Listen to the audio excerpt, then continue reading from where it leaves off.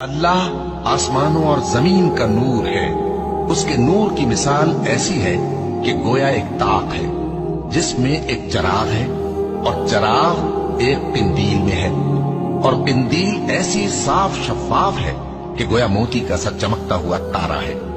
उसमें एक मुबारक दरख्त का तेल जलाया जाता है यानी जैतून का, कि न मशरिक की तरफ है न मगरिब की तरफ। ऐसा मालूम होता है कि उसका तेल खाह आग उसे न भी छुए जलने को तैयार है। बड़ी रोशनी पर रोशनी हो रही है। अल्लाह अपने नूर से जिसको चाहता है सीधी राह दिखाता है और अल्लाह जो मिसालें बयान फरमाता है तो लोगों के समझाने के लिए, और अल्लाह हर चीज से वाकिफ है। वो किंदील उन घरों में है जिनके बारे में अल्लाह ने इरशाद फरमाया है कि बुलंद किए जाएं और वहां अल्लाह के नाम का जिक्र किया जाए और उनमें सुबह शाम उसकी तस्बीह कर